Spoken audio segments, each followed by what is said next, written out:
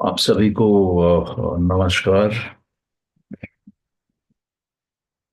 अभी हम लोग 51st जो कारिका है उसको मेरे ख्याल से हम लोग एक बार और टच कर रहे हैं। यहाँ पर 8 प्रकार की सिद्धियों का वर्णन है। और सिद्धियां मतलब वो जो आपको सक्सेस देती है जीवन में, जो आपके जीवन को परफेक्ट बनाती है और अल्टीमेट बनाती है, और उसके ऊपर की कोई संभावना नहीं है जीवन में। तो उसमें तीन वो हैं और सिद्धियां जो कि आपके अंदर के दुख, सफरिंग, कष्ट, सौरो, इन सबको कंप्लीटली हटा देती है। और बाकी जो 5 हैं वो कारण हैं जिनसे कि ये इफेक्ट आप बोल सकते हैं कि जनरेट होता है। तो हमने शुरू शुरू में देखा था, जहां सांप की कारिकाएं आरंभ होती हैं, कि सबसे पहले जो हमारे अंदर कष्ट पैदा होता है वो अपने शरीर से और अपने चित्त से या अपने मन से उसका जन्म होता है। और दूसरा देखा था हमने कि दुख या कष्ट दूसरों के माध्यम से शुरू होता है, दूसरे जीवों से शुरू होता है, दूसरे चित्त और दूसरे शरीर से शुरू होता है। और वो कहाँ होता है दुख उसका? वो भी अपने ही मन में या चित्त में वो दुख का एहसास होता है। तीसरा जो दुख का कारण है वो प्रकृति के कारण है। अ, प्रकृति में बाढ़ आ गई, तूफान आ गया, भूकंप आ गया, इस प्रकार की कोई घटना जो आपको दुख देती है। और वो दुख वापस कहाँ आता है? आपके चित्त में, आपके मन में वापस आके वो बैठता है। और देवों के कारण भी, पितृ दोष के कारण भी, ग्रह दोष के कारण भी, ये सब का इम्पैक्ट आप ही के मन, आप ही के चित्त में आके बैठता है। तो इन तीनों प्रकार के दुख, मतलब अपने आप से, औरों से, और ऊंचे कारणों से, प्रकृति या देवताओं के कारणों से, इन तीनों से हम जब मुक्ति पाते हैं तब हम highest state of human existence में पहुंचते हैं। इनके लिए 3 शब्दों का प्रयोग किया गया है। अ, और ये मेन सिद्धियां हैं। पहले को बोला जाता है प्रमोद, दूसरे को मुदित, और तीसरे को मोद मन। जब ये 3 स्थितियां या अवस्थाएं हमारे अंदर आती हैं तो हम सबसे ऊंची सिद्धियों को प्राप्त करते हैं, और हमारे अंदर से दुख जो है वो मिट जाता है। और जीवन का जो लक्ष्य है वो है दुख का निवारण, दुख को हटाना, दुख को मिटाना। और दुख कहाँ होता है? दुख आप हमेशा प्रकृति के अंदर महसूस करते हैं, क्योंकि बुद्धि, अहंकार, मानस जो कि इंस्ट्रूमेंट हैं जहां पर दुख का एहसास होता है वो प्रकृति में है। तो किसी भी तरीके से अगर आप प्रकृति के बाहर निकल आते हैं तब आप दुख के बाहर निकल आते हैं, आपका दुख का निवारण हो जाता है। और जब आप प्रकृति के बाहर निकल आते हैं तब आप पहुंचते हैं पुरुष में। और जब पुरुष में पहुंचते हैं तब वहां पर कोई बदलाव नहीं है, कोई चेंज नहीं है, वहां पर कोई आकार नहीं है, वहां पर कोई जन्म, कोई मृत्यु नहीं है। तो क्योंकि वहां पर प्रकृति का कोई भी गुण मौजूद नहीं होता है, वहां पर दुख नहीं होता है, वहां पर किसी किस्म का रजस नहीं होता है। तो ये जीवन का सबसे परम, सबसे हाईएस्ट स्टेट है। ये एग्जिस्टेंस की सबसे हाईएस्ट स्टेट है, पुरुष की स्टेट है। और पुरुष में एक बार आप आ जाते हैं, प्रकृति के बाहर निकल आते हैं, तो आप अगर और ऊपर जाते हैं ईश्वर में, या परम ईश्वर में, या पार परम ईश्वर में, ये सब पुरुष की ही अवस्थाएं हैं, हायर डिग्री की अवस्थाएं हैं, हायर क्वालिटी की अवस्थाएं हैं। तो सांख्य आपको स्टेप बाय स्टेप पहले 25 तत्व समझाता है, उसके पहले 3 प्रकार के दुख समझाता है, फिर दुख से निवारण करने के लिए आपसे कहता है कि आपको प्रकृति और मूल प्रकृति से बाहर निकल के आना है, पुरुष में आना है। और जब आप पुरुष में आते हैं तो प्रकृति के दुख बंद हो जाते हैं, मूल प्रकृति के गुण भी बंद हो जाते हैं, और आप कंप्लीटली बोल सकते हैं कि इंडिपेंडेंट हो जाते हैं, प्रकृति से इंडिपेंडेंट हो जाते हैं, बदलाव से इंडिपेंडेंट हो जाते हैं, प्रकृति से फ्री हो जाते हैं, प्रकृति से लिबरेट हो जाते हैं, मुक्त हो जाते हैं, आजाद हो जाते हैं। और जब आप इस पोजीशन पे पहुंच जाते हैं और प्रकृति के ऊपर आ जाते हैं, प्रकृति के बाहर निकल के आ जाते हैं, स्पेस और टाइम के ऊपर निकल जाते हैं, आप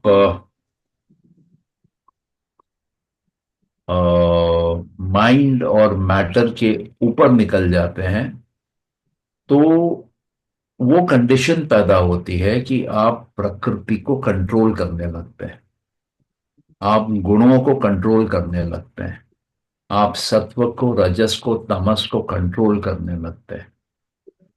तो प्रिंसिपल सिद्धियां कौन सी हैं? ये 3 हैं, जिसमें कि आप अपने अंदर के बदलाव से आपको फर्क नहीं पड़ता है, और जीवों के बदलाव से, आपके प्रति बिहेवियर से, एटीट्यूड से, एक्शन से, स्टिमुलस से आपको फर्क नहीं पड़ता है, प्रकृति के बदलाव से आपको फर्क नहीं पड़ता है, ग्रहों के बदलाव से आपको फर्क नहीं पड़ता है, पितृदोष से, देवताओं के कारण भी आपको फर्क नहीं पड़ता है। आप सिर्फ एक साक्षी हो जाते हैं, बदलना बंद कर देते हैं, और उस स्थिति में आपके अंदर दुख पूरा बंद हो जाता है, दुख का कारण नहीं बचता है। तो आप एक किस्म से आनंद की स्थिति में आ जाते हैं, परम आनंद की स्थिति में आ जाते हैं, और प्रकृति से मुक्त होके प्रकृति के बाहर निकल के आ जाते हैं। तो इस बात को समझना बहुत जरूरी है कि वो 3 सिद्धियां जिसमें आप अपने अंदर के दुख को, कष्ट को, सफरिंग को, सौरों को कंप्लीटली एलिमिनेट कर लेते हैं, वो हाईएस्ट पावर है, हाईएस्ट सक्सेस है, हाईएस्ट परफेक्शन है मानव जीवन में, मानव शरीर में। और बाकी जो योनियां हैं उसमें ये संभव नहीं है, देवताओं में भी संभव नहीं है, पशुओं में भी संभव नहीं है। ये संभावना सिर्फ और सिर्फ मानव योनि में है। तो बदलाव जो होता है वो मानव में होता है, और योनियों में बदलाव नहीं होता है। जो देवी और देवताओं की योनियां हैं वो सात्विक हैं, जो पशुओं की योनियां हैं वो तामसिक हैं, जो मानव योनि है वो राजसिक है। रजस मतलब चेंज, एक्शन, ट्रांसफॉर्मेशन। तो ट्रांसफॉर्मेशन जो होता है वो मानव में होता है। अगर आप देखेंगे कि देवताओं का वर्णन देखेंगे तो हजारों सालों से वर्णन वही है, विष्णु जी ऐसे हैं, शिव हाँ का करेक्ट। ये डिस्क्रिप्शन है, और जो आपके अ, ब्रह्मा है उनका एक डिस्क्रिप्शन है, वो बदलता नहीं। अगर ब्रह्मा को भी मोक्ष चाहिए, उनको भी अगर ट्रांसफॉर्म होना है, वो जहां पर भी हैं, जितने भी ऊंचाई पे हैं, उससे उनको और ऊंचा जाना है, तो उनको भी मानव योनि में जन्म लेना होगा, तभी उनके लिए ट्रांसफॉर्मेशन पॉसिबल है। तो ये एक बहुत इंपॉर्टेंट पॉइंट है, ये तीन स्टेट्स। और इन तीन स्टेट्स को सपोर्ट कौन करता है? बाकी पांच, टोटल आठ है। तो बाकी पांच क्या है? पहला है रीजनिंग। आप दुख के ऊपर तब जीत सकते हैं जब आपके माइंड में रीजनिंग का पावर होगा, आपके माइंड में एनालिसिस का पावर होगा, आपके माइंड में जजमेंट करने का पावर होगा, आपके माइंड में आइडेंटिफिकेशन करने का पावर होगा। तो रीजनिंग बहुत ज्यादा जरूरी है। सेकंड है कि अगर कोई आपको ज्ञान दे रहे हैं, कुछ सिखा रहे हैं साधना के बारे में, या कुछ फीडबैक दे रहे हैं, समझा रहे हैं, तो उन उन बातों को समझना, समझने की क्षमता रखना, जिसको कि यहां पर उन्होंने शब्द दिया है ओरल इंस्ट्रक्शन। कोई बोल रहे हैं आपको, आप सुन रहे हैं, मतलब आपके कोई गुरु हैं जो आपको गाइड कर रहे हैं, वो आपसे आगे गए हैं, वो वहां पहुंचे हैं जहां आप पहुंचना चाहते हैं। तो वो जो आपका मार्गदर्शन कर रहे हैं, और वो जो आपको मुंह जुबानी समझा रहे हैं, वो आपको गाइड कर रहे हैं मार्ग पे, उसको सुन पाना, उसको समझ पाना। और उसके बाद है स्टडी कर पाना। स्टडी कर पाना मतलब समझ लीजिए अध्ययन कर पाना। आपके हाथ में शास्त्र है, आप उस शास्त्र को पढ़ते हैं और उससे ज्ञान लेते हैं। और हमने देखा है कि अज्ञानता दुख का कारण है।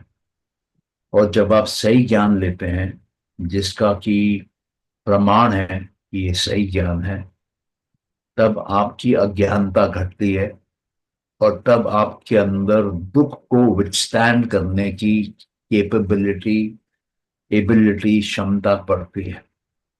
ऐसे अ, सज्जन के सामने, ऐसे चित्त के सामने जो विकसित है, जिसने ज्ञान लिया है, जिसने ज्ञान को समझा है, उसके सामने दुख नहीं आता है। उसके अंदर के दुख का अंत हो जाता है, चाहे वो कहीं से भी आए, उसके अंदर से आए और जीवों से देख, आए। नानी की दवाई दे दे यार। नानी बेचारे वेट कर रहे हैं दवाई के। उसके आगे। उसके अंदर से आए या कहीं से भी आए।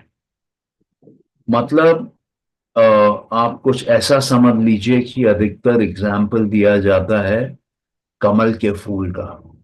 वो कीचड़ में है, कीचड़ से पैदा होता है, लेकिन उसके ऊपर कीचड़ लगता नहीं है, उसके ऊपर देखने पानी की बूंद भी देखने अ, की मम्मा आती यार। आ गई थी। देखने दे, है कि नहीं। पानी की बूंद भी उनके ऊपर टिकती नहीं। तो जब आप इस प्रकार से हो जाते हैं कि बाहर की परिस्थिति जो भी हो, जैसी भी हो, कितनी भी खराब हो, वो आपको इम्पैक्ट नहीं करती है, आप पे असर नहीं डालती है। आप उससे फूल प्रूफ कंडीशन में हैं, आप साक्षी हैं, उसको देखते हैं, उसके दृष्टा हैं, उसके विटनेस हैं। जैसे आप एक थिएटर में पिक्चर देख रहे हैं, और आप पिक्चर के अंदर चढ़ नहीं जा रहे हैं, आप अपने कुर्सी में बैठ के ही पिक्चर देख रहे हैं, और पिक्चर पर्दे पे चल रही है। डिटैच होके आप देख रहे हैं, हट के आप देख रहे हैं। वो पुरुष का काम है, हट के देखना। और अगर पुरुष उस सीन के अंदर चला जाता है तब वो सुख और दुख भोगता है। लेकिन जब वो उसके अंदर नहीं जाता है, अपने अंदर रहता है, अपने स्वरूप में रहता है, तब वो सुख दुख या ये दोनों ऑपोजिट्स का अनुभव नहीं करता है। वो बिना किसी चेंज के, बिना किसी बदलाव के अपने अवस्था में रहता है। न उसका जन्म होता है, न उसकी मृत्यु होती है, न वो कोई आकार लेता है और न ही वो कोई गुण लेता है। वो न होते हुए भी होता है बस। तो जब आपके अंदर रीजनिंग की पावर आती है, जब आप किसी की बातें सुन के समझते हैं और जब आप स्व अध्याय कर सकते हैं, अपने आप स्टडी करते हैं, तब आपके अंदर ये क्षमता पैदा होती है। तब आपके अंदर ये इम्प्रूवमेंट पैदा होता है। तो सेल्फ इम्प्रूवमेंट के लिए आपको रीजनिंग चाहिए। सेल्फ इम्प्रूवमेंट के लिए आपको किसी सीनियर का इंस्ट्रक्शन सुनने की क्षमता होनी चाहिए, उसका पालन करने की क्षमता होनी चाहिए। सेल्फ को इम्प्रूव करने के लिए आपको सेल्फ स्टडी की कैपेसिटी होनी चाहिए। ये तीन पावर है, ये तीन सिद्धियां हैं, ये तीन सक्सेस है। अगर आप ऐसा कर सकते हैं, ये तीन अचीवमेंट है, ये तीन एक किस्म की परफेक्शन है जो आपके अंदर डेवलप होती है। और इन तीन से आप अपने आप को हायर और हायर और हायर ले जाते हैं। और इसके अलावा दो और सिद्धियां हैं। एक है कि आपका चित्त, आपका मन जब प्रसन्न रहने लगता है या उस दिशा में जाता है, तो आपके संगी साथी बढ़ने लगते हैं, आपके वेल विशर बढ़ने लगते हैं, आपको अच्छी भावना से देखने वाले लोग बढ़ने लगते हैं। और जैसे जैसे वो लोग बढ़ेंगे, वैसे वैसे आप आनंद की अवस्था में आने लगेंगे, आनंद की अवस्था में रहने लगेंगे और दुख से ऊपर निकल जाएंगे। और एक इम्पॉर्टेंट पावर है, परफेक्शन है, सक्सेस है, वो है दान देने की क्षमता। अगर आप दान दे सकते हैं तो आप औरों से ऊंचे हैं। अगर आप दिल खोल के दान दे सकते हैं तो आप बहुत ज्यादा ऊंचे हैं। आप अगर देखेंगे कि जैन तीर्थंकरों में जो उनके पहले तीर्थंकर थे, उन्होंने दान के माध्यम से और मौन के माध्यम से अपने अंदर में एक बहुत बड़ी सेल्फ इम्प्रूवमेंट क्रिएट करी थी। और वो, आप बोल सकते हैं कि परम तत्व के जगह पहुंच जाते हैं।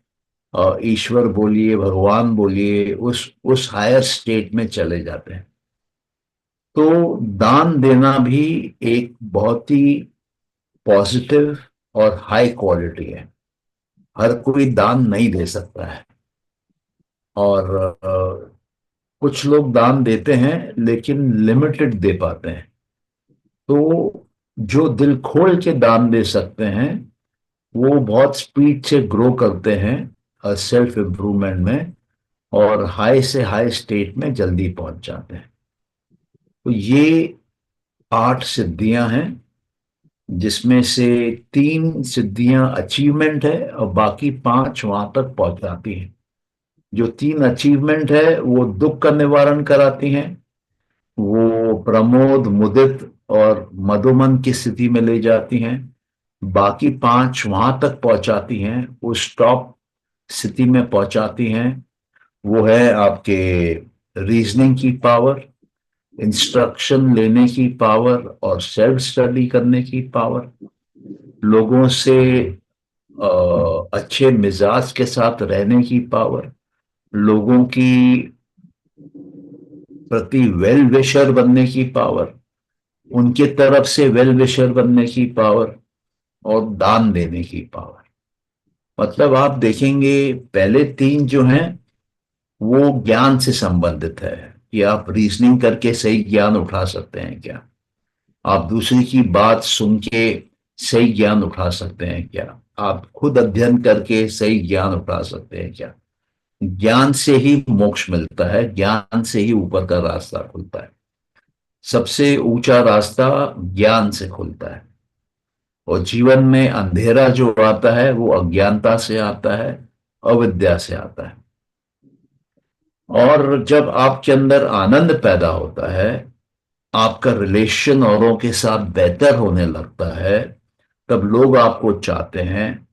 और आपके मन में औरों के प्रति दान देने की भावना आती है, क्योंकि आपके अंदर का जो अहंकार है वो खत्म हो जाता है, मर जाता है। जो अंदर की सेल्फिशनेस है वो भी खत्म हो जाती है। आप आउटवर्ड गोइंग बन जाते हैं, औरों के लिए जीना चाहते हैं, औरों की सेवा करना चाहते हैं। तो दान भी आप आराम से कर पाते हैं और औरों के प्रति अच्छे भाव भी आप आराम से रख पाते हैं, उनके वेल विशर बन जाते हैं, उनके लिए बलिदान देने को तैयार हो जाते हैं। तो ये टोटल 8 सिद्धियां हैं। अब यहां पर इन्होंने टॉप की जो कंडीशन है वहां तक कैसे पहुंचते हैं वो समझाया है।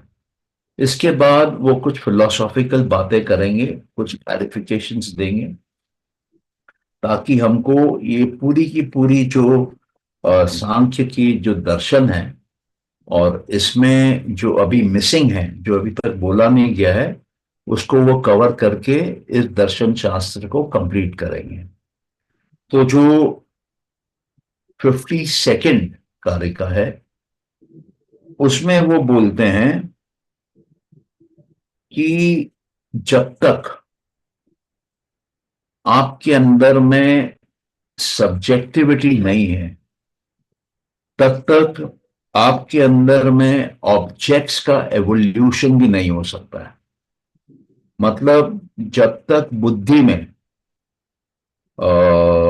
धर्म, ज्ञान, वैराग्य और ऐश्वर्य, और इन चारों के ऑपोजिट अधर्म, अज्ञान, राग और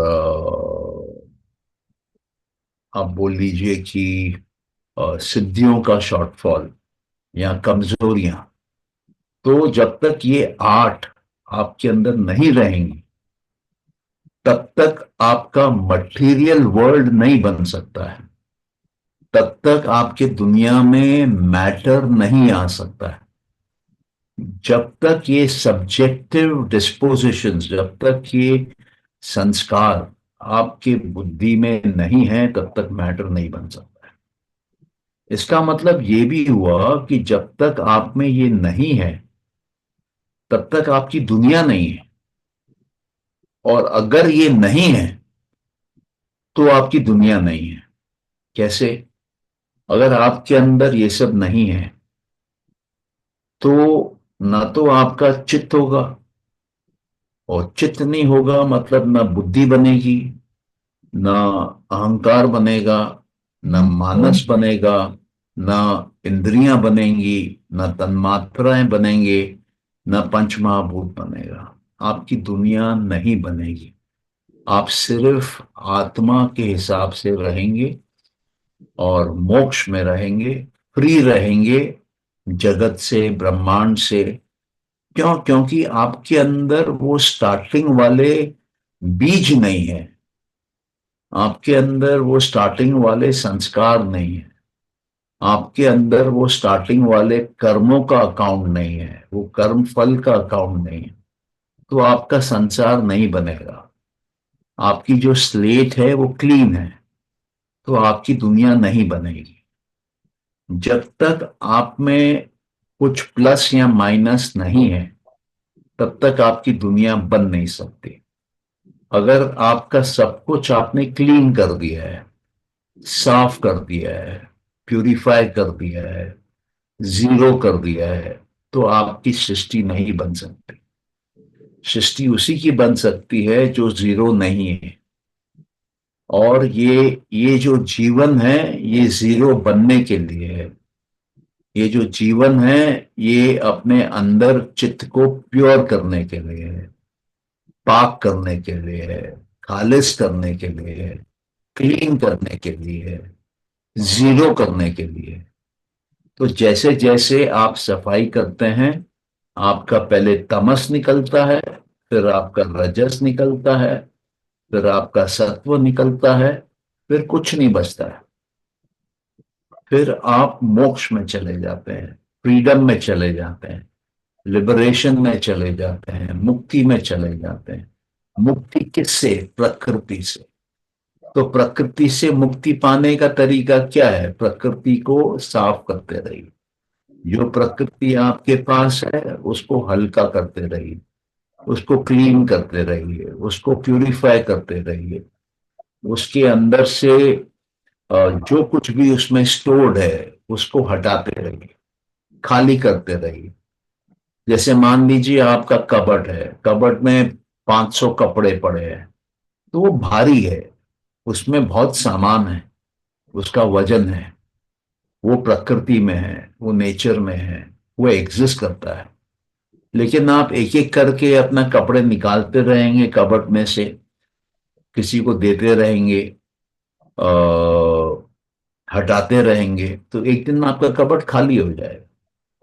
तो जब आपका कबर्ड खाली हो जाएगा मतलब आपके चित्त में कुछ रिकॉर्डिंग नहीं रहा, कुछ भी इमेजिनेशन करने की क्षमता नहीं है, कुछ ज्ञान रखने की क्षमता नहीं है, सब खाली है अभी। जब पूरा का पूरा खाली है तब जीवन का काम खत्म हो गया। जीवन का पर्पस है खाली करना। आप जब पैदा होते हैं आपको धर्म अधर्म, ज्ञान अज्ञानता, वैराग्य राग, ये बोलिए कि सिद्धि या कुछ कमजोरियां, वीकनेसेस, ये आपके स्टार्टिंग है। इनको क्लीन करने का मतलब ये नहीं है कि आपको आठों को क्लीन करना है। आप अगर ज्ञान लेते रहेंगे कि सही ज्ञान क्या है, तब आप उनसे मुक्त हो जाएंगे, बाकी सात से, और शरीर से मुक्त हो जाएंगे। तो ये प्रोसेस सिंपल है, आपको आठों के आठ को खाली नहीं करना है, आपको सिर्फ ज्ञान बढ़ाते रहना है ताकि वो कंप्लीट हो जाए ज्ञान। आपको इतना ज्ञान मिल जाए कि बुद्धि और पुरुष के बीच का डिफरेंस समझ में आने लग जाए। बुद्धि जो है वो प्रकृति है सूक्ष्म रूप में, और पुरुष जो है वो प्रकृति के बाहर है, अति सूक्ष्म रूप है। तो इन दोनों फाइन चीजों का जब आप डिफरेंस कर पाते हैं, इतना ज्ञान आपको मिल गया है कि आप डिफरेंशिएट कर पाते हैं, वहां आप प्रकृति से मुक्त हो जाते हैं। वो प्रकृति से निकलने का दरवाजा है पुरुष। अगर आपको पुरुष दिख ही नहीं रहा है तो आपको दरवाजा नहीं दिखेगा, आप प्रकृति से बाहर निकल नहीं पाएंगे, आप प्रकृति में ही फंसे हुए रह जाएंगे। प्रकृति एक चक्रव्यूह की तरह आपको बांध के रखेगी, हर जीवन में आपको घुमाएगी गोल गोल, छोड़ेगी नहीं। लेकिन ज्ञान लेने से आपको मालूम पड़ता है कि चक्रव्यूह से निकलने का तरीका क्या है, पुरुष का दरवाजा कहां पर है, कौन है पुरुष, उसको कैसे पहचाना जाता है, वहां तक कैसे पहुंचा जाता है, वहां पर कैसे रहा जाता है, और प्रकृति से बाहर कैसे निकला जाता है। तो ये एक इम्पॉर्टेंट चीज समझने की है कि जब तक ये डिस्पोजिशन इनको कहते हैं, ये हिंदी में भाव बोलते हैं, जब तक ये भाव रहेंगे धर्म का, ज्ञान का, वैराग्य का, ऐश्वर्य का, तब तक आपका एग्जिट नहीं। आपको इनमें से आठों के आठों को नहीं निकालना है, सिर्फ ज्ञान पूरा ले लेना है। ज्ञान कौन देता है? ज्ञान प्रकृति देती है। कैसे देती है? तो दुख के माध्यम से देती है। जब प्रकृति आपको दुख देगी आपका ज्ञान बढ़ेगा, जब प्रकृति आपको सुख देगी, आपका ज्ञान बढ़ेगा नहीं। तो जितना प्रकृति दुख दे, उतना आपको सिखाती है, और जितना आप सीखते हैं, उतना आपको समझ में आता है कि करना क्या है। दूसरा तरीका ज्ञान लेने का है कि आप, या तो जैसे सांख्य का दर्शन है, ये 25 तत्वों को समझें, बुद्धि के 50 स्टेट्स को समझें और ज्ञान बढ़ा लें, ताकि आप एग्जिट करके निकल जाएं। या दूसरा तरीका है ध्यान का, जो कि योग में सिखाया जाता है, कि आप धारणा, ध्यान, समाधि करके कंसंट्रेशन बढ़ाइए और अलग अलग माइंड में समाधि करिए, ज्ञान लीजिए और बाहर निकल जाइए। तो योग में ज्ञान कहाँ मिलता है? योग में ज्ञान मिलता है समाधि में। और समाधि कितने प्रकार की है? योग में 7 प्रकार की समाधि। मानस में 2 समाधि है, अहंकार में 2 समाधि है, बुद्धि में 1 समाधि है, मूल प्रकृति में 1 समाधि है, और पुरुष में 1 समाधि है। तो जब आप ये समाधि करते हुए जाते हैं, तो आप माइंड के अंदर एंटर करते हैं। सबसे बाहर का माइंड है मानस। हम अधिकतर, बच्चा जब पैदा होता है तब मानस में वर्क करता है, मानस के माध्यम से आइडेंटिफाई करता है ऑब्जेक्ट्स को। इसलिए उसको हम उस समय सिखाते हैं A for apple, B for bat, C for cat. उसका मानस काम कर रहा है, और वो सुन रहा है, वो सीख रहा है, वो आइडेंटिफाई कर रहा है। फिर जब उसको स्टोर करना होता है, तब वो बुद्धि में स्टोर होता है, और अहंकार उसको आइडेंटिफाई करता है मैं और मेरा से। और इस प्रकार से वो नॉलेज स्टैक होता है बुद्धि में। अच्छा, जब वो मानस की समाधियां कर लेता है, तब अंदर के माइंड में अहंकार की समाधि करता है। और जब अहंकार की समाधियां करना सीख जाता है, फिर बुद्धि की समाधि करता है। तो बच्चे जब पैदा होते हैं तब बुद्धिमान नहीं होते हैं, वो समय से धीरे धीरे बुद्धिमान बनते हैं। और जब वो और ज्यादा ग्रो करता है, कुछ लोग एक्स्ट्रॉर्डनरी माइंड पावर के होते हैं, वो मूल प्रकृति तक चले जाते हैं। और कुछ लोगों में और ज्यादा क्षमता होती है, वो मूल प्रकृति को भी पार करके पुरुष में चले जाते हैं। तो ये ग्रेजुअली आप अंदर जाके ऊपर जा सकते हैं और प्रकृति से निकल जा सकते हैं।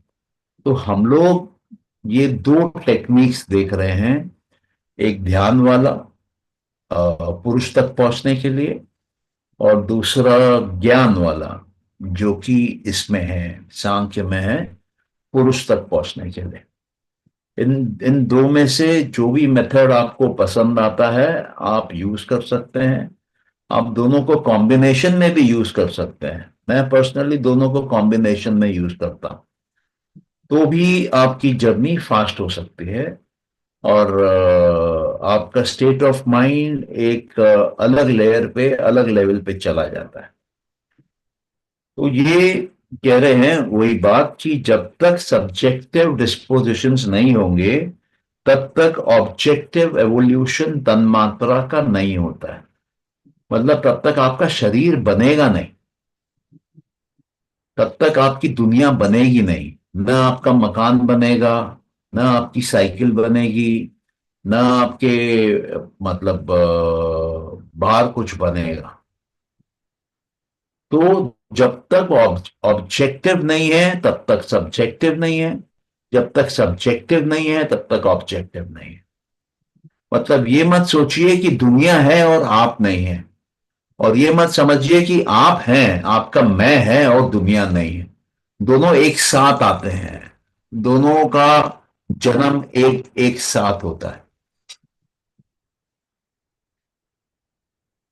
तो एवोल्यूशन जो होती है, वो टू फोल्ड होती है। 2 प्रकार की एवोल्यूशन होती है। एक सब्जेक्टिव एवोल्यूशन होती है, एक ऑब्जेक्टिव एवोल्यूशन होती है। इसको और सरल शब्दों में बोलूं, तो जब मानस बनता है, वो उसी समय ज्ञान इंद्रियां भी बनती हैं, उसी समय कर्म इंद्रियां भी बनती हैं।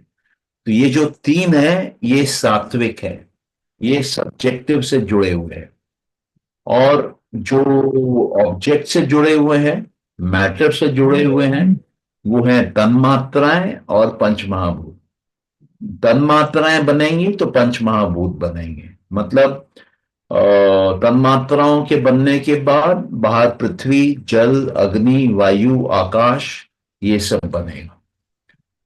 तो ऐसा नहीं हो सकता है कि पृथ्वी, जल, अग्नि, वायु, आकाश बन जाए लेकिन आपकी इंद्रियां नहीं बने, आपके कर्म इंद्रियां नहीं बने, आपका मानस नहीं बने। दोनों बनेंगे, लेकिन दोनों साथ में नहीं बनते हैं, क्योंकि अहंकार से बनते हैं दोनों। तब अहंकार जब सात्विक होता है, तब मानस, ज्ञानेन्द्री, कर्मेंद्री इस ऑर्डर में बनते हैं। और जब अहंकार तामसिक होता है, तब आपका तन्मात्राएं और उसके बाद पंचमहाभूत बनते हैं।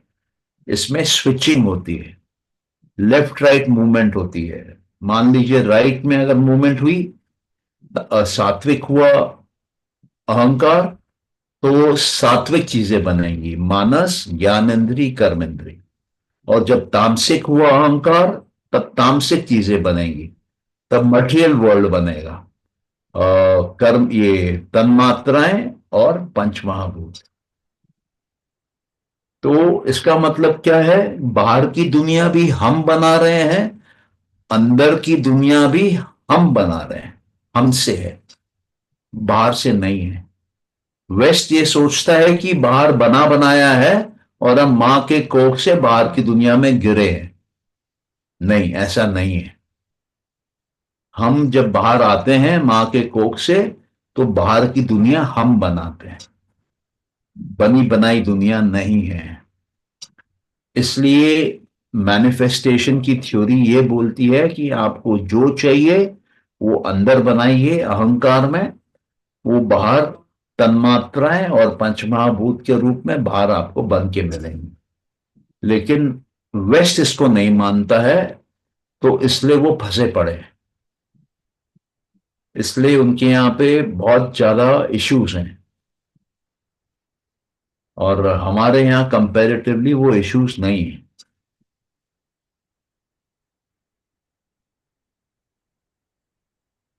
तो अभी किसी को अगर कोई क्वेश्चन है तो पूछ सकते हैं।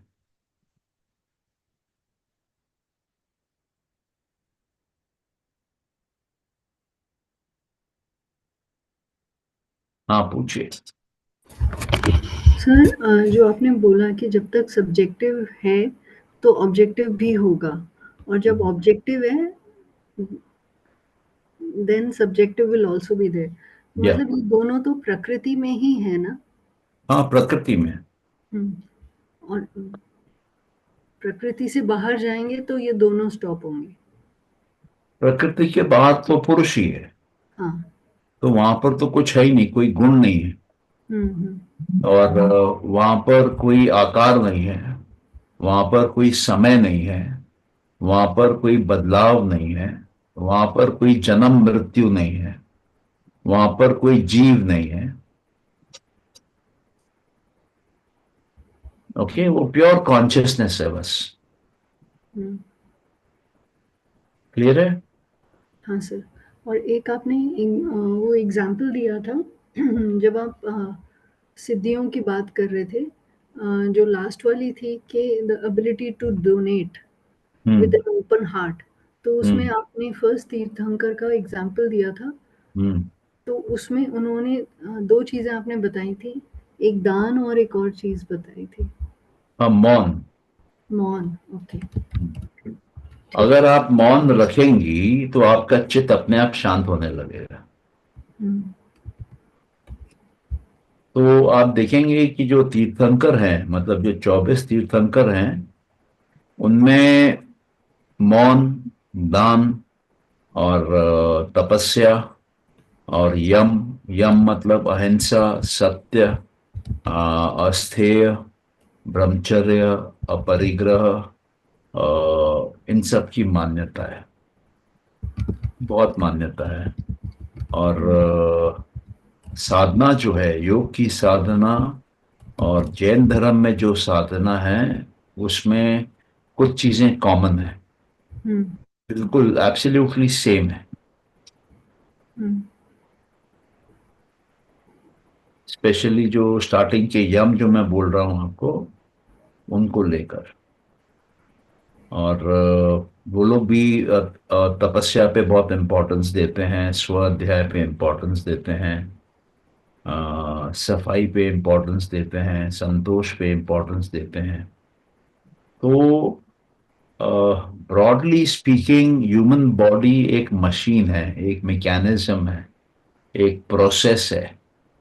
वो प्रोसेस से क्या हो रहा है? वो प्रोसेस से हम अपने आप को इवॉल्व कर सकते हैं। अब सवाल उठता है कितना इवॉल्व कर सकते हैं? तो हम उतना ही इवॉल्व कर सकते हैं जितने का हमारे अंदर संस्कार है। और अगर मेरे अंदर संस्कार हैं जन्म के समय कि मैं तीर्थंकर बनूंगा, तो मैं बनूंगा, वो संस्कार मेरे को बनाएंगे। मेरी बाहर की जो एक्टिविटी है वो अंदर की एक्टिविटी से आती है। मतलब मेरे अंदर जो संस्कार होते हैं वो बुद्धि में स्टोर्ड रहते हैं। उनका टाइम आने पे वो अहंकार में मूव इन करते हैं वासनाओं के रूप में, और फिर अहंकार से मूव करते हैं तन्मात्राओं में, और तन्मात्राओं से मूव करते हैं पंचमहाभूत में। तो जो मेरे संस्कार हैं वो फाइनली पंचमहाभूत बनते हैं। कब? जब उनका टाइम आता है। तो आप योग सूत्रों में देखेंगे कि संस्कारों के लिए बोला गया है कि संस्कार के फलित होने का टाइम है, जगह है, और लोग हैं जिनके सामने वो फलित होता है। वो सब प्री डिसाइडेड होता है कि वो संस्कार कहाँ पर आएगा, किस समय आएगा, और किन लोगों के बीच में आएगा। आपको समझ में आई ये बात? Yes sir. Okay. आई। और किसी का क्वेश्चन?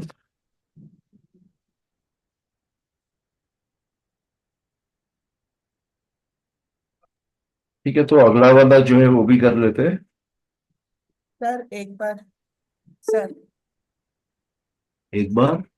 सर एक पूछना, दो बातें पूछनी है। एक तो इवोल्यूशन दो तरह से होती है, सब्जेक्टिव और ऑब्जेक्टिव। इसका हिंदी मीनिंग हमें बता दीजिए। और दूसरा, तन्मात्रा के बनने पर इंद्रिया पंचमहाभूत बनते हैं, दोनों एक साथ नहीं बनते। दोनों मतलब क्या दोनों सर?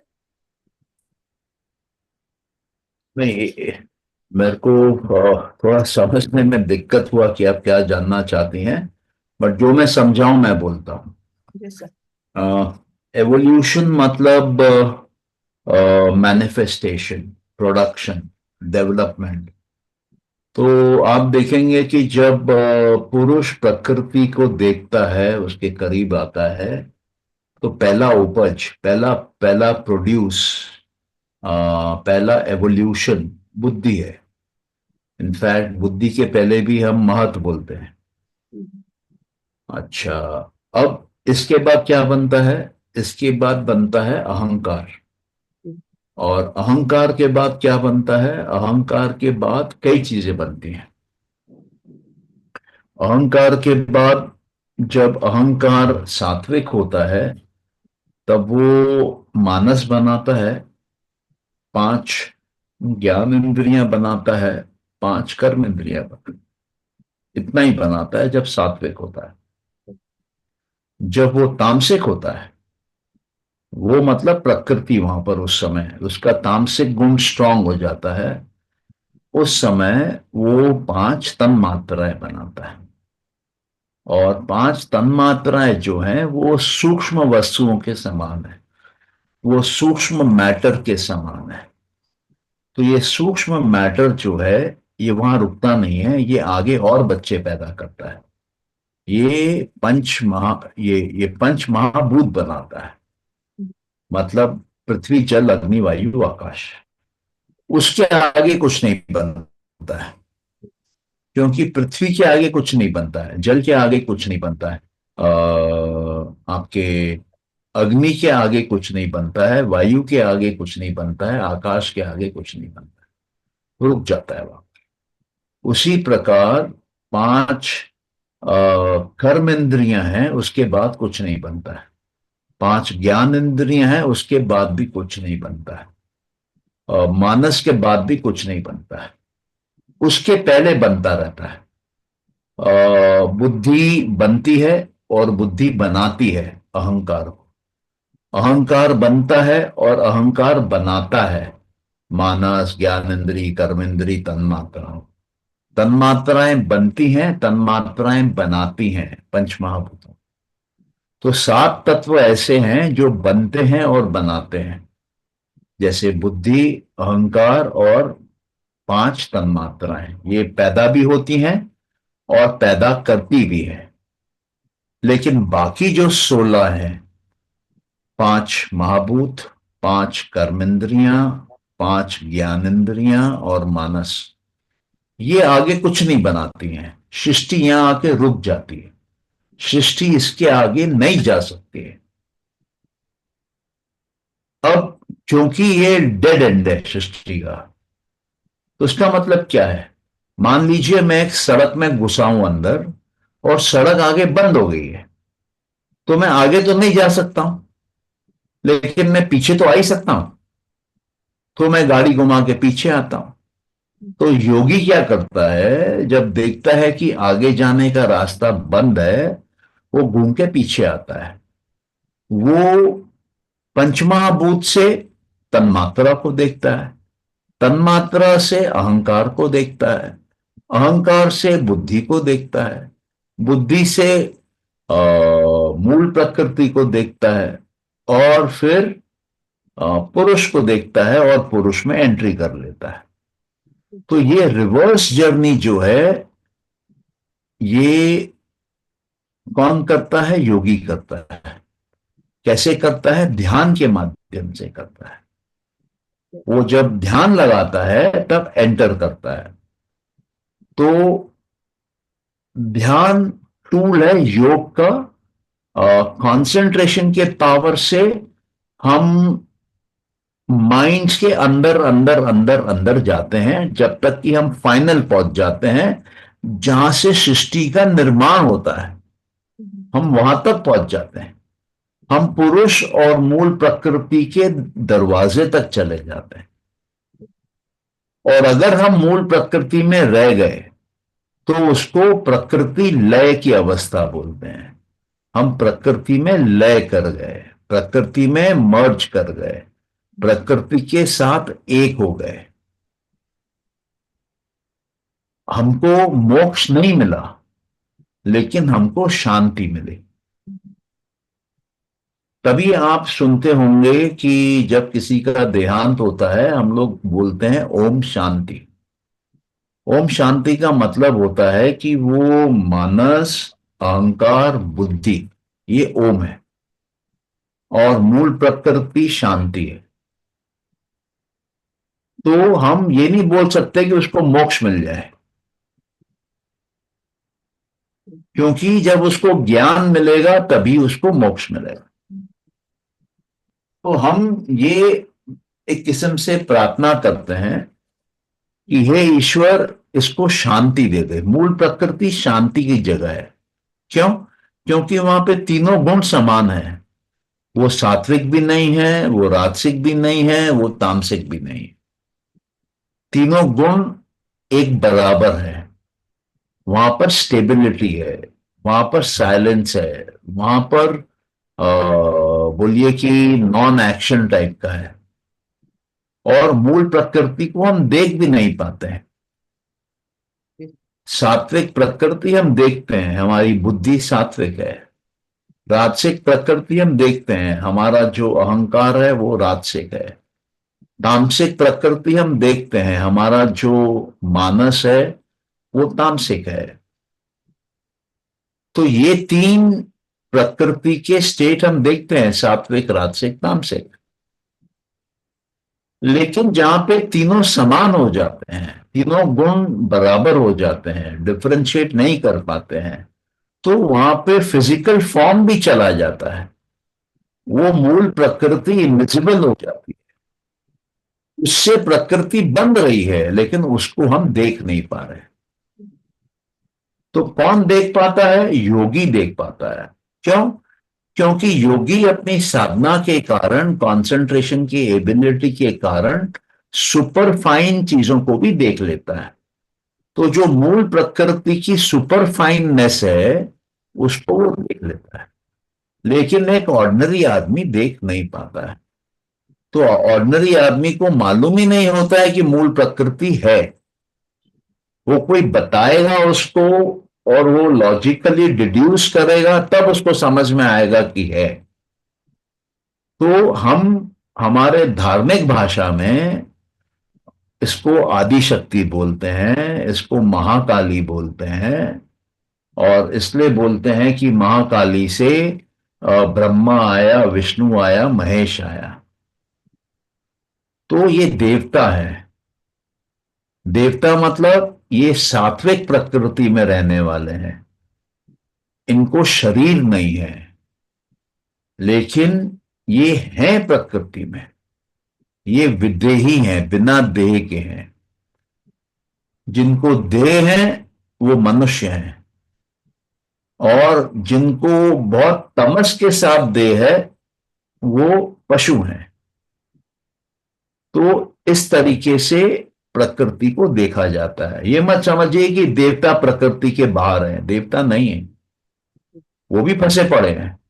ब्रह्मा 10,000 साल पहले भी प्रकृति में थे, आज भी प्रकृति में, 10,000 साल बाद भी प्रकृति में रहेंगे। इसलिए ब्रह्मा विष्णु महेश की कहानियां चेंज नहीं होती हैं।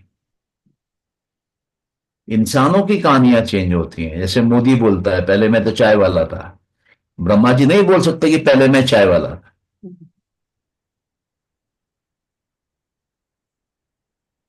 तो ये जो ह्यूमन लाइफ है इसमें रजस है, इसमें ट्रांसफॉर्मेशन का फुल पावर है।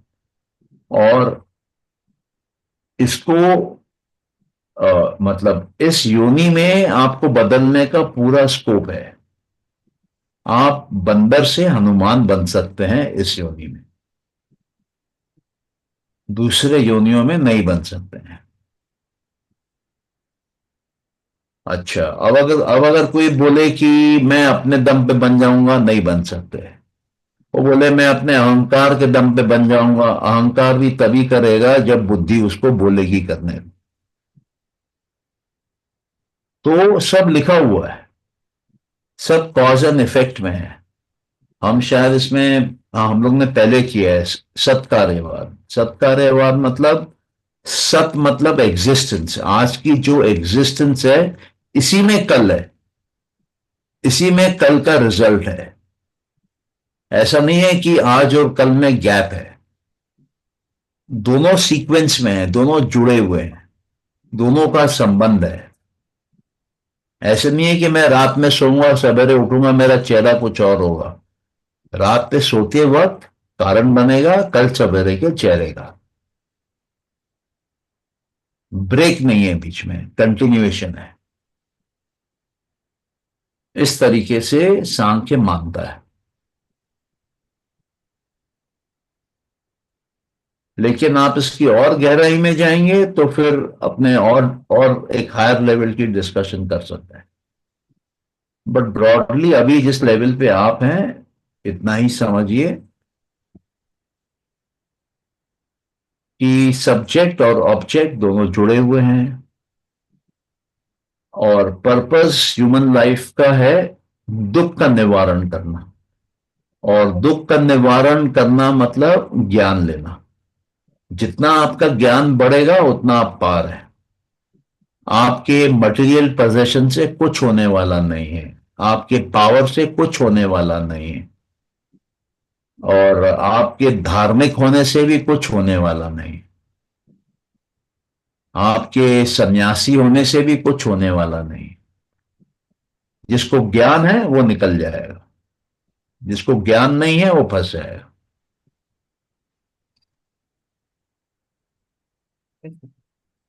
अब योग में ज्ञान कैसे लेते हैं? समाधि के माध्यम से आपका प्रज्ञा लगता है। प्रज्ञा आपको प्रकृति जिस टाइम पे बनी थी उस समय का ज्ञान देती है, जो कि ज्ञान औरों को नहीं मिलता है, क्योंकि वो आज की प्रकृति का ज्ञान लेते हैं।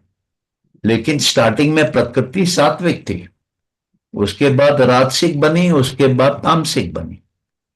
तो ध्यान में आप तमस को पार करके, रजस को पार करके, सात्विक प्रकृति में एंटर करके वस्तु को देखते हैं जिसपे आप ध्यान लगा रहे हैं। तो आपको वो ओरिजिनल स्टेट में दिखता है जो कि प्रकृति ने डिजाइन किया था, जहां बुद्धि पहली बार बनी थी। तो आपको वो एडिशनल ज्ञान मिल जाता है जिसको कि प्रज्ञा बोलते हैं, इंट्यूशन बोलते हैं, इनसाइट बोलते हैं, और वो सिद्धि का कारण बनता है। तो क्योंकि आपको एड ऑन नॉलेज मिल गया, वो नॉलेज से आपको पावर मिल गया और आप अंदर की जर्नी कर रहे हैं, तो आपका एक ऐसा स्टेज आ जाता है जहां पे आप ओमनीसिएंट और ओमनीपोटेंट हो जाते हैं। आपको कंप्लीट पावर मिल जाता है और कंप्लीट नॉलेज मिल जाता है। अभी आपकी इच्छा है कि आपको एग्जिट करना है कि नहीं करना है। अगर आप एग्जिट नहीं करेंगे तो आप सृष्टि के राजा बन के बैठ सकते हैं, और अगर आप एग्जिट करेंगे तो आपको मोक्ष मिल जाएगा, प्रकृति के बाहर चले जाएंगे, लेकिन प्रकृति को कंट्रोल करने की क्षमता रहेगी आपके पास। या अभी कोई क्वेश्चन है? नहीं सर, ठीक है, क्लियर है सर। ओके, क्यों सर? किसी और को?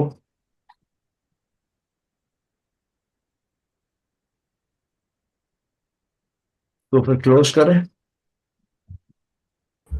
सर एक चीज पूछनी है सर, ये जो ऑब्जेक्टिव और सब्जेक्टिव आपने बताया, तो सब्जेक्टिव में मनस, ज्ञान इंद्रियां, कर्म इंद्रियां हैं। हाँ, सब्जेक्टिव में आप ऐसा देख सकती हैं, दो एंगल से देख सकती हैं। पहला एंगल तो ये है कि अगर ये सब्जेक्टिविटी धर्म वाली, ज्ञान वाली, वैराग्य वाली और ऐश्वर्य वाली नहीं होती तो बुद्धि आगे अहंकार बनाती ही नहीं, इनफैक्ट बुद्धि भी बनती नहीं। तो एक तो उस सब्जेक्टिविटी से प्रोसेस चालू होता है। अच्छा, जब अहंकार तक पहुंचता है तब सात्विक होने पे मानस, ये ज्ञानेंद्री, कर्मेंद्री, ये तीनों सेल्फ का हिस्सा है। और जो दूसरे हैं तन्मात्राएं और पंच महाभूत, वो ऑब्जेक्टिव वर्ल्ड का हिस्सा है। तो इसलिए कई बार हम मानस, ज्ञानेंद्री, कर्मेंद्री को सब्जेक्टिव वर्ल्ड बोलते हैं और उसको ऑब्जेक्टिव वर्ल्ड बोलते हैं। तो जो सेंसिंग है वो सब्जेक्टिव है और जो नॉन सेंसिंग है वो ऑब्जेक्टिव है। इस तरीके से भी आप समझ सकते हैं। मानस सेंसिंग होता है, ज्ञान इंद्रियां सेंसिंग है, कर्म इंद्रियां सेंसिंग है। ये 11 की 11 सेंसिंग ऑर्गन्स हैं, यहां सेंसिंग पावर्स है। अभी क्लियर है आपको?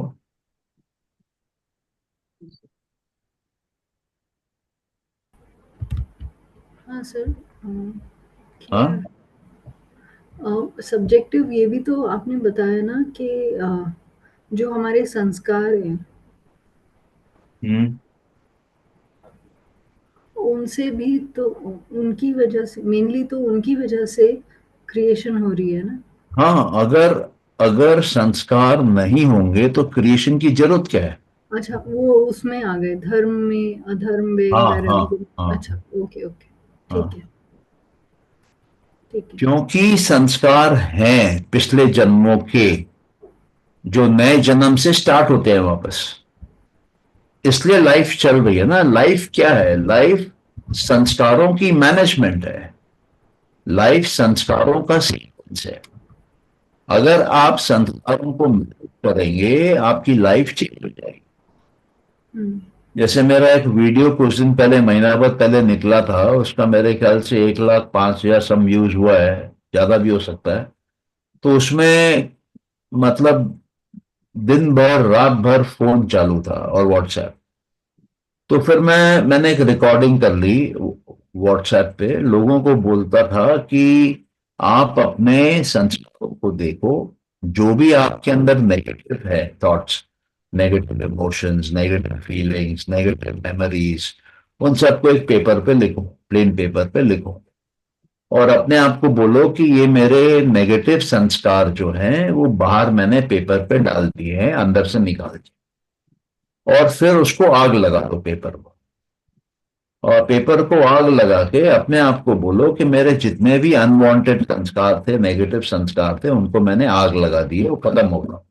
और पेपर को कंप्लीटली राख कर दो, और फिर अपने आप को बोलो कि इस राख को मैं पानी में बहा दे रहा हूं, और जाके बाथरूम में फ्लश में डाल के, कमोड में डाल के फ्लश करा, और बोलो चले गए।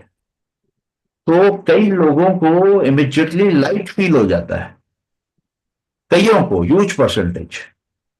और कुछ लोगों को 3-4 बार करने से कंप्लीटली लाइट फील हो जाता है, ऐसा लगता है कि मतलब कुछ लोगों को तो हंसना नहीं रुकता है, आनंद नहीं रुकता है। और फिर उनको कहता हूं कि अब जो खाली हो गया आपका पात्र, उसमें वो डालिए जो आपको चाहिए। तो वो बोलता हूँ, पेपर पे बोलता हूँ लिखो वापस क्या संस्कार चाहिए जिससे आपका लाइफ का गोल कवर होगा, जिससे आप पहुंचोगे जहां आपको चाहिए। तो उसके पहले क्या कराता हूं, उनको बोलता हूं लिखिए कि आपको क्या चाहिए लाइफ में, कब तक चाहिए, क्यों चाहिए, क्या प्लान है उसको करने का, और उसका एग्जीक्यूशन कैसे करोगे। तो लोग लिखते हैं, बड़े बड़े फिगर लिखते हैं, किसी को 2 करोड़ चाहिए, किसी को 5 करोड़ चाहिए, किसी को 500 करोड़ चाहिए, मतलब अनबिलीवेबल फिगर्स लोग लिखते हैं। और मैं किसी को मना नहीं करता हूँ, मुझे पता नहीं किसके भाग्य में क्या है। तो फिर उनको मैं बोलता हूँ कि अभी ये टारगेट पाने के लिए आपको आपके अंदर क्या संस्कार चाहिए वो पेपर पे लिखिए। वो लिखते हैं, कोई लिखता है कॉन्फिडेंस चाहिए, कोई लिखता है मेरे को गुड लक चाहिए, कोई लिखता है माँ बाप का ब्लेसिंग चाहिए। जब लिखते हैं मैं उनको बोलता हूँ कि अभी अंदर कैसे जाएगा, तो अंदर जाने के लिए इस पे ध्यान लगाइए, मेमोरी को स्ट्रॉन्ग करिए अंदर। तो 15 मिनट उनसे ध्यान लगवाता हूँ। वो बोलते हैं हाँ अच्छा लग रहा है। क्यों अच्छा लग रहा है? क्योंकि नेगेटिव संस्कार निकल गए, पॉजिटिव बचे हुए थे अंदर, बाकी आप डाल रहे हैं, इंजेक्ट कर रहे हैं, इम्प्लांट कर रहे हैं। तो फिर उनको बोलता हूँ कि इसको मॉर्निंग में भी 15 मिनट ध्यान से देखो, रात में भी देखो, और डेली का प्रैक्टिस करो। तो अब क्या होता है, धीरे धीरे वो इम्प्लांट होता है अंदर संस्कार। तो अंदर के संस्कार चेंज हो रहे हैं, पावर ले रहे हैं, कहाँ जाने के लिए, जहां उसको जाना है। और पहले क्या था, पहले अनवांटेड संस्कार आ गए थे, टीचर ने कुछ बोल दिया, पापा ने कुछ बोल दिया, दोस्त ने कुछ बोल दिया, तो वो सब निकालो बाहर। तो जब आप अपने संस्कारों का मैनेजमेंट करते हैं, वो एग्जीक्यूट होते हैं बाहर। मैं बोला ना, संस्कार राइट टाइम पे, राइट जगह पर, राइट लोगों के बीच में बाहर आता है। तो जब आप ये मैनेजमेंट सीख जाते हैं, तब आपका सब होने लगता है। अब दिक्कत क्या होती है कि लोग अंदर से सोच नहीं पाते हैं कई बार। तो जब तक आप अंदर से सोच नहीं पाएंगे, तब तक वो बाहर आपके जीवन में आएगा नहीं। आपके जीवन में बाहर वही आएगा जो आपका अंदर का कार्मिक अकाउंट है, जो आपका अंदर का संस्कार है, जो पिछले जन्म का हो या इस जन्म का हो। तो उसको अंदर से बाहर निकालना जरूरी होता है। और एक बार वो अंदर से बाहर निकलना चालू होता है और उस बंदे को प्रैक्टिस हो जाती है बाहर निकालने की, तो उसका कॉन्फिडेंस भी आ जाता है। अब संस्कारों को एनर्जी कौन देता है? एक तो ध्यान से मिलता है, और कहां से मिलता है? ध्यान कहाँ देंगे आप? ध्यान आप लगाएंगे बुद्धि में, अहंकार में, मानस में, अलग अलग जो समाधि के पॉइंट्स हैं। लेकिन अगर आप अपने अंदर के मूल प्रकृति को जगाते हैं, आप मान के चलते हैं कि ये मां काली है, इसके पास अनंत की ताकत है, और अनंत काल के लिए है, इसको मैं जगा रहा हूं। उसको बोलते हैं कि भैया आप अनंत की ताकत हो, मेरे सपनों को पूरा करिए। तो आप देखेंगे अंदर की वो ताकत जागने लगती है, क्योंकि आप उस संस्कार को पैदा कर रहे हो। आपको पहले पता नहीं था कि आपके अंदर अनंत की ताकत है। अब आपने शास्त्र में पढ़ा, आपको मालूम पड़ा, आपको प्रमाण है कि ये योगियों ने बोला है, ऋषियों ने बोला है, तो ये सही है।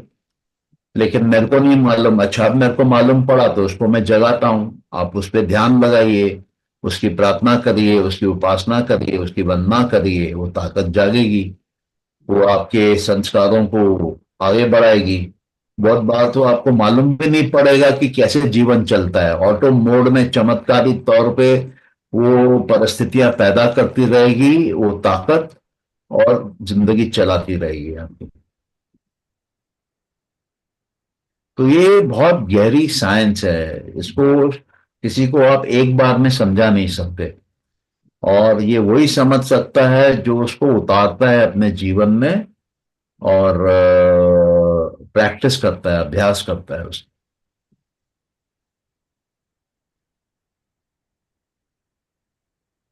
समझ में आ रहा है आप लोगों को?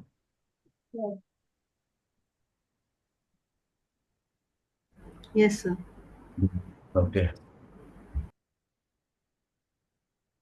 तो अभी किसी का क्वेश्चन है या फिर क्लोज करें?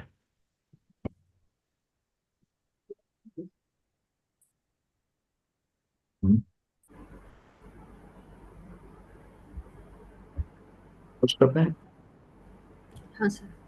जी चलिए, okay. Thank you sir. Thank you. Thank you भैया।